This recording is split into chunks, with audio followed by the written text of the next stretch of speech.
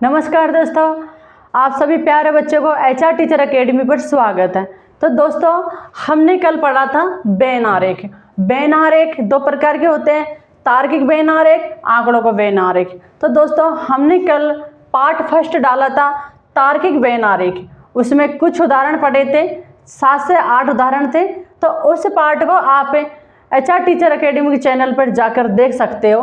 Part बहुत अच्छा रहने वाला है। ये एक ऐसा टॉपिक है जो इससे संबंधित 2 से 3 सवाल हर एग्जाम में आते हैं। चाहे BSTC ले लो, चाहे PTET ले लो, चाहे ऑल इंडिया एग्जाम, चाहे स्टेट लेवल के एग्जाम, 2 से 3 सवाल आते हैं। सवाल ये हमारी मानसिक योग्यता पर निर्भर होते हैं। इसमें सबसे पहले महत्वपूर्ण बिंदु होती है आकृतियाँ। ये 3 से 4 भागों में पूछा जाता है, जैसे कि दिल्ली, उत्तर प्रदेश और मिजोरम। ऐसा नहीं है कि 3 ही क्वेश्चन पूछे जाएंगे, 3 से 4 भी भागों में पूछा जा सकता है। तो इसमें सबसे पहले हमारा जो बिंदु होता है वो रहता है आकृतियाँ। हमको उस तरीके से आकृति फीड करनी होती है जो एक क्वेश्चन में मिलती हो, मतलब फीड हो रही हो, उस तरीके से हमको आकृति देखनी होती है जो हमारा जो क्वेश्चन राइट जाता है। राइट मैं आपको बता देती हूँ। तो दोस्तों, ये है हमारा तार्किक वेन आरेख का पार्ट सेकंड, जो हमारे कुछ उदाहरण हैं। आज उन उदाहरणों को हम इस क्लास में पढ़ने वाले हैं। तो क्लास में आप लास्ट तक बने रहना। वीडियो अच्छी लगी तो कमेंट करके जाया करो और शेयर भी किया करो। तो दोस्तों, ये उदाहरण ऐसे हैं जो आपको हर एग्जाम में किसी ना किसी एग्जाम में आपको देखने को मिलेंगे। ये ऐसे उदाहरण हैं जो मैंने कम से कम 6 से 7 एग्जाम में देख लिए। वही उदाहरण मैं आपको आज इस वीडियो में बताने जा रही हूँ। तो वीडियो आप लास्ट तक देखना। तो दोस्तों, आते हैं हम उदाहरणों पे। दिल्ली, उत्तर प्रदेश और मिजोरम। दिल्ली, उत्तर प्रदेश और मिजोरम। तो दोस्तों, इसकी आकृति बनाते हैं हम 4। इसकी आकृति रहने वाली है 4। आकृति इस तरीके से देखनी है जो क्वेश्चन में मिलती जुलती हो। जैसे कि ए आकृति है, ये बी आकृति,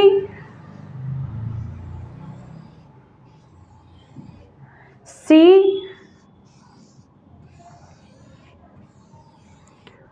जैसे कि तीनों का कॉमन, और डी आकृति रहेगी 2 कॉमन और उसी के अंदर एक और कॉमन। तो दोस्तों, हम आपको बता देते हैं कि दिल्ली, उत्तर प्रदेश और मिजोरम। दिल्ली एक भारत की राजधानी है, उत्तर प्रदेश एक राज्य है। जो भारत के अंदर जो 28 राज्य है ना, वो एक राज्य है। दिल्ली एक भारत की राजधानी है, मिजोरम एक राज्य है। तो इसलिए इनका ये है अलग अलग, क्योंकि दिल्ली एक राजधानी है तो ये अलग, इसका अलग आकृति बनेगी। उत्तर प्रदेश एक राज्य है तो इसकी एक अलग आकृति बनेगी। और ये मिजोरम है, ये भी एक राज्य है तो इसकी एक अलग आकृति बनेगी। दिल्ली भी एक राज्य है, पर आपको पता होगा ये एक भारत की राजधानी है, तो ये एक इसका कुछ कॉमन एक अलग हो गया, ये राजधानी में आ गया। तो इस वजह से ये इसकी आकृति ये रहने वाली है। ये मतलब तीनों अलग अलग। हमको इस तरीके से दिमाग लगाना है कि भाई दिल्ली तो एक राजधानी है, उत्तर प्रदेश एक राज्य है और मिजोरम भी एक राज्य है। राज्य दोनों कॉमन हो रहे हैं, तो मतलब कॉमन तो हो रहे हैं, पर उत्तर प्रदेश और मिजोरम का कोई कॉमन नहीं है, इनका कोई संबंध नहीं है। और बस वेन आरेख का सीधा फंडामेंटल ये होता है, इसका हमको संबंध देखने पड़ता है, जैसे कि 2 का संबंध या 3 का संबंध, उसी के अकॉर्डिंग हमको आकृति फिक्स करनी होती है, वही हमारा उत्तर रहता है। और दोस्तों, लीची, फल और टमाटर। तो लीची, फल, टमाटर, ये फल है, ठीक है, फल है। तो मैं 3 तो आकृति यही रहने देती हूँ और चौथी आकृति ये दूसरी बना देती हूँ, क्योंकि जो इसमें कॉमन हो। ये और इसके अंदर ये और ये अलग से आकृति। तो दोस्तों, ये है फल। तो पहला हम ये देखेंगे फल, टमाटर और लीची। इनमें हमको पहले ये सोचना पड़ेगा कि इनमें कॉमन क्या है। तो आपको पता होगा एक फल है, ठीक है, तो ये क्या है, फल। आपने देखा होगा ये लीची, लीची एक फल है जो रेड रेड कलर की आती है ना, थोड़े उसमें दाने दाने होते हैं, तो वो भी तो फल के अंदर ही आते हैं।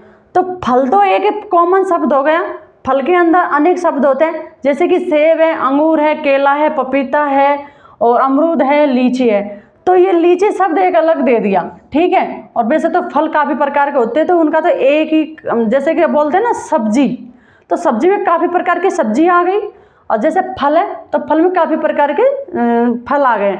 तो ये फल है और इसके अंदर लीची है, ठीक है। और टमाटर है, टमाटर एक सब्जी है, तो हम फल में टमाटर का कोई लॉजिक नहीं है, तो टमाटर तो एक सब्जी में आ गया, तो ये है टमाटर। तो इस तरीके से हमको कॉमन बैठाना है। तो इस क्वेश्चन के अकॉर्डिंग इसकी आकृति ये फिक्स बैठ रही है, तो हमारा आंसर लीची फल टमाटर का आंसर रहेगा डी। ओके, अब आ जाते हैं तीसरे क्वेश्चन पे। क्रिकेट, फुटबॉल और खो खो,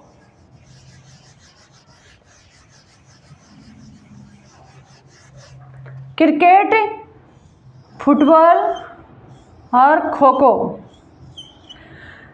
तो दोस्तों आपको पता होगा क्रिकेट में 12 खिलाड़ी होते हैं, फुटबॉल में 7 खिलाड़ी होते हैं और खो खो में 9 खिलाड़ी होते हैं। क्रिकेट का एक अलग मैदान बनता है, फुटबॉल का एक उसमें मतलब पैरों से भी खेला जाता है, हाथों से भी खेला जाता है फुटबॉल। खो खो उसमें मतलब 7 कैंडिडेट बैठे रहते हैं, 3 कैंडिडेट भागते हैं। मतलब इस तरीके से अपन भी मतलब दिमाग में लगा लेते हैं कि क्रिकेट, फुटबॉल और खो खो तीनों का कोई लॉजिक नहीं है। और जैसे कि हम कंपटीशन तैयारी कर रहे थे, इतना तो हमको भी पता रहता है कि कौन सा खेल का क्या लॉजिक है। तो ये मतलब इनके बारे में सबको नॉलेज रहती है, मुझे तो इतना पता है। क्रिकेट, फुटबॉल और खो खो इनका कोई लॉजिक ही नहीं है। मतलब क्रिकेट में 12 खिलाड़ी होते हैं और इसका मैदान भी अलग बनता है, फुटबॉल में भी 7 खिलाड़ी होते हैं, इसके भी मैदान अलग बनता है, और खो खो में 9 खिलाड़ी होते हैं, इसका भी मैदान अलग बनता है। तो इन तीनों के बीच में कोई भी किसी भी प्रकार का लॉजिक नहीं बैठ रहा, तो इसका आंसर ये रहेगा क्रिकेट, फुटबॉल और खो खो।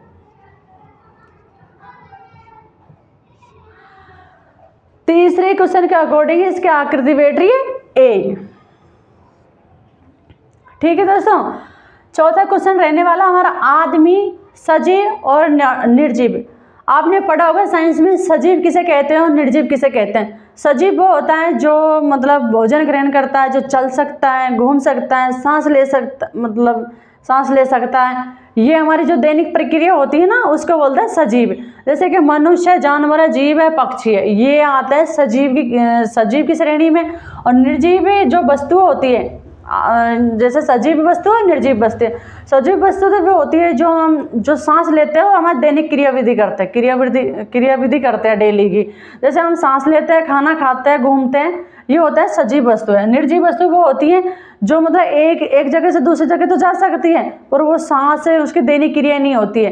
तो निर्जीव वस्तु में वो होती है जैसे कि जैसे कुर्सी है, मकान है, साधन है, ये आती है निर्जीव वस्तुओं में। तो इसकी आकृति हम बनाते हैं।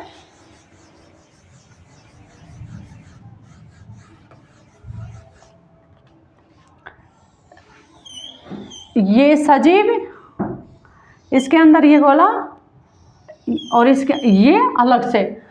तो आपको पता होगा ये तो हो गया सजीव। और भाई तो दोस्तों आदमी एक सजीव की श्रेणी में आता है, क्योंकि वो दैनिक क्रियाविधि करता है, डेली की वो सांस लेता है, खाना खाता है, घूमता है। तो इस वजह से आदमी आता है सजीव वस्तु की श्रेणी में, मतलब सजीव है ये, तो ये दैनिक क्रियाविधि करता है, इस वजह से आदमी रहेगा सजीव के अंदर। और निर्जीव एक अलग वस्तु है, इसलिए निर्जीव की आकृति अलग से बनेगी। तो इनकी जो आकृति है इस तरीके से बनेगी, इसका आंसर डी रहेगा। जैसे कि ये हो गया सजीव, सजीव के अंदर ही आदमी आएगा, जो आदमी डेली की क्रियाविधि करता है, तो इस वजह से आदमी इसके अंदर है, तो सजीव के अंदर आदमी आएगा, क्योंकि सजीव के अंदर आदमी आ रहा है ना, तो इसके अंदर आदमी की आकृति बनेगी और ये निर्जीव, निर्जीव एक अलग वस्तु है तो उसकी आकृति एक अलग बनेगी। तो आते हैं हम चौथे नंबर के सवाल पे, 5वें नंबर के सवाल पे। 5वें नंबर का सवाल है शिक्षक, एक कवि और स्नातक। तो दोस्तों मैं आपको बता देती हूँ कि एक शिक्षक है, एक कवि और एक स्नातक है, ठीक है। कवि एक व्यक्ति होता है, जैसे कि मैं हूँ, जैसे कि मैं कवि, जैसे मैं बुक भी लिख सकती हूँ, कवि उसी को बोला जाता है जो एक रचनाएं लिखता हो या एक बुक लिखी जाती हो उसके द्वारा जो प्रसिद्ध और चर्चित मानी जाती है, उसी को बोला जाता है कवि। तो एक कवि ऐसा नहीं है कि एक कवि ही मतलब जो रचनाएं ही करेगा, ऐसा नहीं है। एक कवि स्नातक भी हो सकता है और एक शिक्षक भी हो सकता है।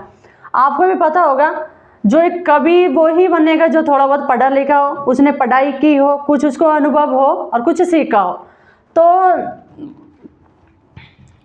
तो कवि की आकृति बनाते हैं हम।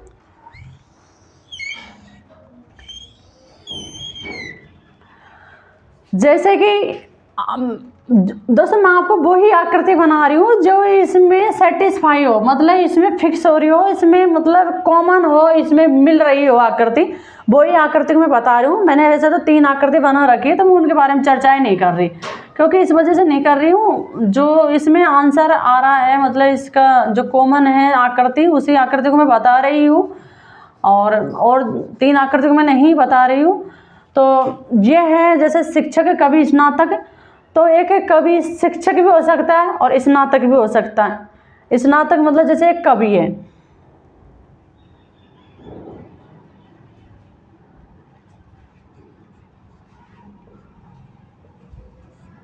स्नातक और शिक्षक और एक कवि। कवि एक शिक्षक भी हो सकता है, कवि एक शिक्षक भी बन सकता है और एक स्नातक भी होता है। भाई कवि स्नातक करेगा उसके बाद में ही तो वो बीएड करेगा तभी वो शिक्षक बनेगा, या बीएसटीसी करेगा तभी तो वो शिक्षक बनेगा। तो ऐसा नहीं है कि कभी पढ़ा लिखा नहीं होता है, कि कभी अनपढ़ ही होता है, ऐसा नहीं है। कभी वो ही बनेगा जो पढ़ा लिखा होगा, अनपढ़ कभी नहीं हो सकता। तो इसकी जो आकृति बनेगी तो डी बनेगी, डी रहने वाली है। जैसे कि कवि एक स्नातक भी हो सकता है और एक शिक्षक भी हो सकता है, तो इसकी आकृति ये रहेगी। तो चौथी आकृति रहेगी हमारी, छठा नंबर का क्वेश्चन है महिला लेखक और एक वकील। तो दोस्तों इसकी भी आकृति यही रहेगी, क्योंकि एक महिला लेखक भी हो सकती है। नहीं, इसकी आकृति ये नहीं रहेगी, आपको मैं बता देती हूँ। एक महिला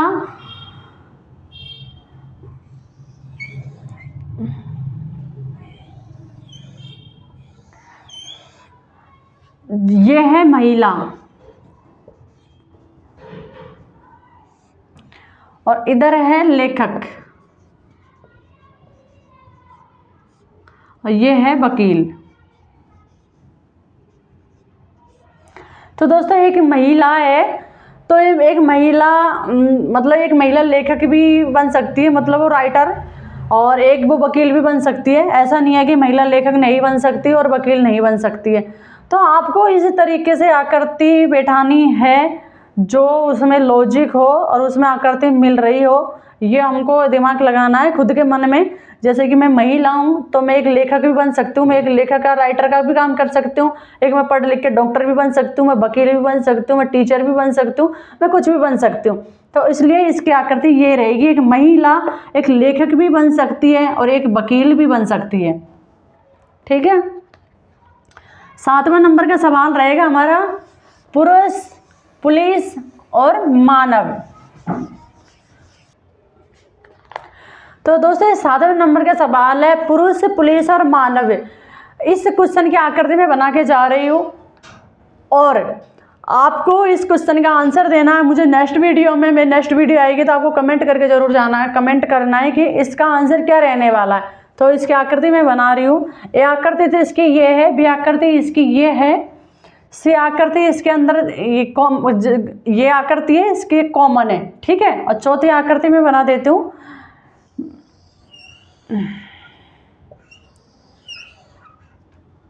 ये, ठीक है। तो आपको ये क्वेश्चन का आंसर आपको देना है। मिलता है हम नेक्स्ट वीडियो में, तब तक के लिए धन्यवाद। और वीडियो को लास्ट तक जरूर देखना। वीडियो कैसे लगी कमेंट करके जाना। वीडियो अच्छी लगी हो तो ये भी कमेंट करके जाना। वीडियो को लाइक एंड शेयर सब्सक्राइब जरूर करना। यदि चैनल पे नए हो तो चैनल को सब्सक्राइब जरूर कर दो और शेयर भी किया करो, और ताकि मेरे वीडियो को नोटिफिकेशन सबसे पहले आपके पास ही पहुँचे। धन्यवाद।